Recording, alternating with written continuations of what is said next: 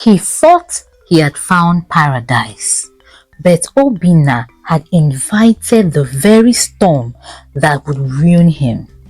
What started as an innocent love story was about to become a very dangerous game.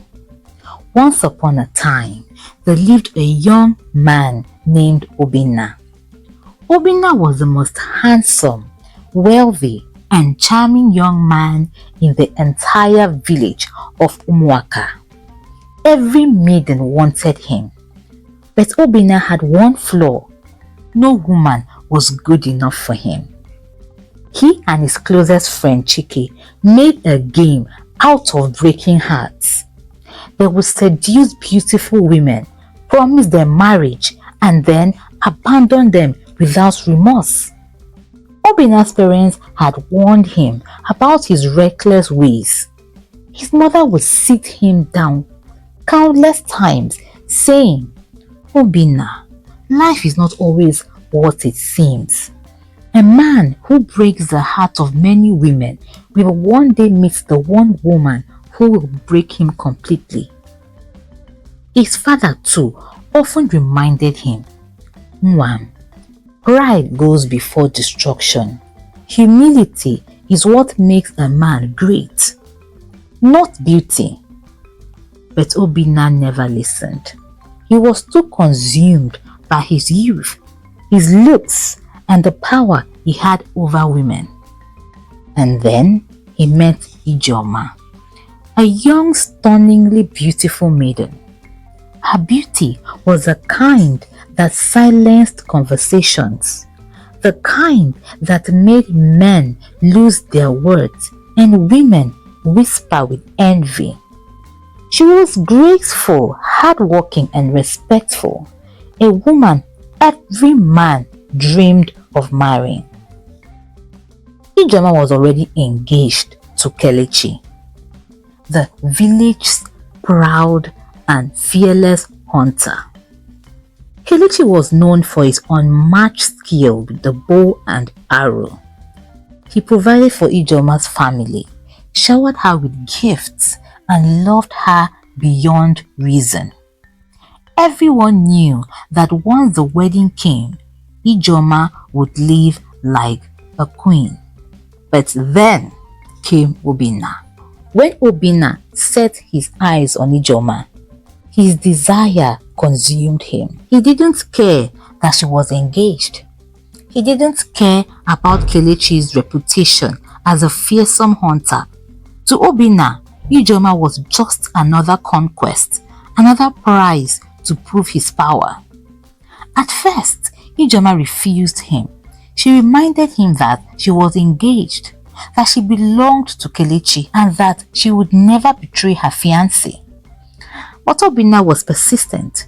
He followed her everywhere, to the marketplace, to her compound, even down to the stream where the maidens fetched water. Ijeoma, he whispered one afternoon as he found her alone by the river bank. "You belong to me, and deep down you know it. I can give you the world, everything Kelechi cannot." She turned sharply, her voice trembling. "Obinna, leave me alone. My heart belongs to someone else." But Obinna smiled, stepping closer. "Your heart may belong to him, but your soul already calls out to me." Little by little, his relentless pursuit began to break down her resistance. He sent her secret love notes.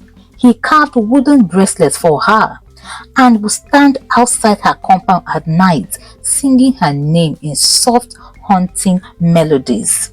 Soon, rumors began to spread in the village. Word reached Kelechi, and when he confronted Ijeoma, she swore that Obinna was harassing her and that she had refused him. But Kelechi didn't stop there.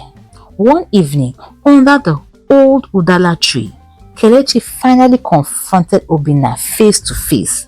"Stay away from Ijeoma," Kelechi warned, his voice deep and trembling with restrained anger. Obinna laughed, a mocking smile curling on his lips. Why are you panicking, mighty hunter? Are you so afraid of losing your woman to a man like me? Kelechi's jaw tightened.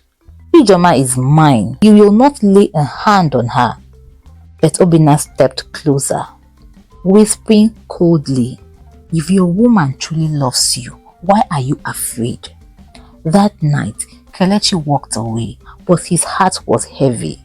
He could feel something slipping from him, something he couldn't control. And he was right. Obinna's relentless charm eventually won. After weeks of pressure, stolen glances, and secret meetings, Ijoma finally gave in. Under the cover of darkness, she met Obinna by the riverside, where he whispered promises of love, marriage, and forever. That night, she surrendered her heart and her body. But everything changed the next morning. Obinna was nowhere to be found. No visit, no notes, no secret songs beneath her window.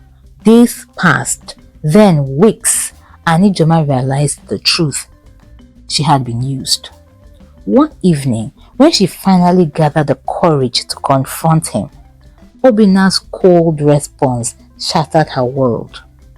Ijoma, he said casually, leaning against a palm tree, you are beautiful. You were a challenge. I conquered you. That's all. Her heart stopped. Obinna, you said you loved me. You said we'll be together. He laughed softly, his voice like venom. I never said I'd marry you. A man like me doesn't get tied down.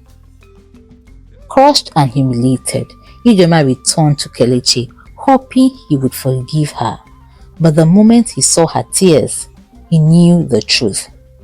You betrayed me, Ijoma, Kelechi whispered, his voice breaking. While I hunted for our future, you hunted for another man's touch. Kelechi, please. It was a mistake. I was weak. Enough, he barked, his eyes blazing. There is no place for you in my heart anymore.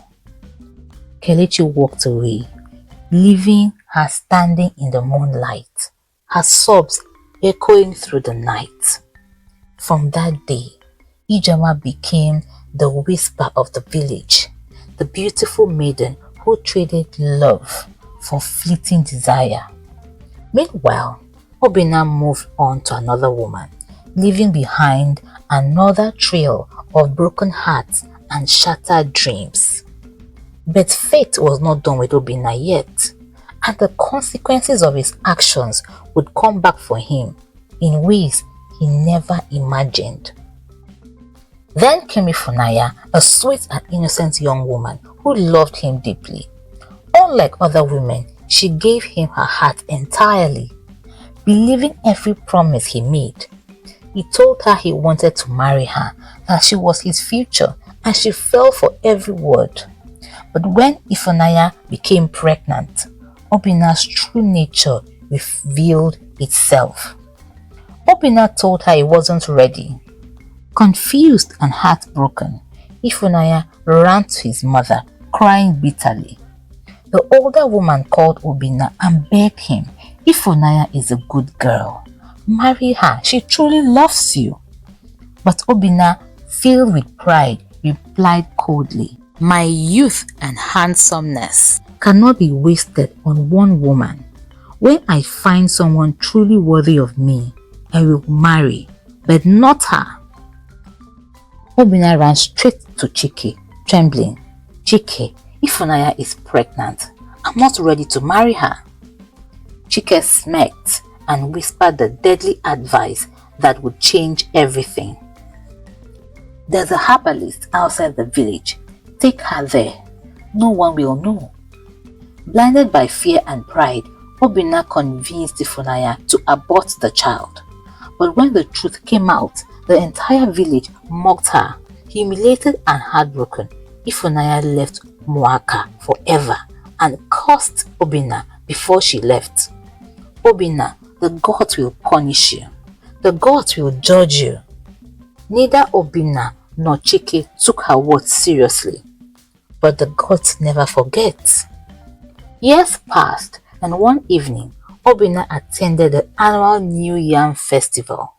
That was when he saw her, a mysterious young woman unlike anyone he had ever met. Her name was Amara. She was breathtaking, skin like polished bronze, eyes like moonlight, and a voice so soft it could calm a raging storm. From the moment she smiled, Obinna was captivated. Within days, he pursued her relentlessly. Surprisingly, she agreed to marry him almost immediately. The villagers warned Obinna to be careful. They didn't know where Amara came from, and nobody in the neighboring villages had ever seen her before. But Obinna didn't care. For the first time in his life, he was in love, or so he thought. When Obinna introduced Amara to Chike, his friend was stunned. He had never seen a woman so beautiful, so graceful, so spectacular. At first, Chike congratulated Obinna, but deep down, something dark was growing in his heart. An obsession. Whenever Obinna wasn't home, Chike would find excuses to visit Amara. He complimented her, tried to charm her, and even hinted that Obinna didn't deserve her. But Amara always warned him calmly, "Chike, stay away from me. There are things about me you cannot understand." Instead of listening, Chike's desire grew stronger, and that was when everything began to unravel. If you're enjoying this story, please give me a thumbs up. Subscribe to my channel if you haven't. In this channel, I share interesting African tales that I'm sure you're going to enjoy. Thank you. Back to the story. One moonlit night, Chike secretly followed Amara. She was walking alone, moving gracefully through the forest, until she reached the sacred Ukwata River. To his horror, she walked straight into the water without hesitation, without drowning, without a splash. The river swallowed her whole, and moments later, she emerged from the depths, completely dry. Chike froze in shock. His breath caught in his throat. His legs trembled. He tried to scream, but no sound came out.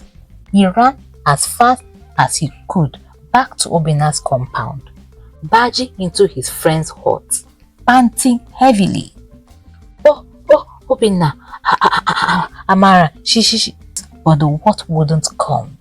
He began stammering uncontrollably, his voice breaking into incoherent sounds. Obinna grabbed him, shaking him desperately. "Chike, speak, what happened?" But Chike's tongue refused to obey him. From that night, Chike never spoke properly again. Obinna tried everything. He took Chike to healers, priests, and medicine men across 3 villages, but no one could cure him. Meanwhile, strange things began happening in Obinna's home. At night, he heard whispers coming from the river. Sometimes he woke up drenched in water, even though he had not gone near it. Amara would disappear for hours, always returning with the same calm, unbothered smile. When Obinna confronted her, Amara only replied, "My love, some truths are better left buried." But Obinna's nightmares grew worse, and so did his friend's condition. It became clear that this was no ordinary woman. One evening, Obinna followed Amara, just as Chike once did, and just like before, she went straight into Ukwata River. But this time, Obinna saw it with his own eyes. Her body transformed beneath the moonlight. Her legs dissolved into a long glittering tail. She was a river spirit, a daughter of the river goddess. Obinna staggered backward, his heart pounding. Suddenly, Amara turned, her eyes glowing. "Now you know, Obinna," she said in a chilling voice. "You took from women, you destroyed lives, you broke hearts. The God sent me to you." Tears filled Obinna's eyes as he fell to his knees, begging for forgiveness, but it was too late. That night, the entire village was awakened by a terrifying scream. Obinna was gone. The only thing they found was his wrapper floating at the river banks. Chike's stammer worsened until he lost his voice completely. He spent his remaining days wandering the village, pointing endlessly at the river, unable to explain the horror he had witnessed. Some say Amara still roams Okwata River, waiting for the next man who thinks no woman is good enough. And if Funaya's last words came true, the gods will judge you. A man who plays with women's hearts plays with his destiny. Every betrayal carries a price, and when the river calls, it does not return its own. If you enjoyed the story, let me know what you think in the comment section. Give me a thumbs up, subscribe to this channel if you haven't, click this video on the screen. I'm sure you're going to enjoy it. See you there.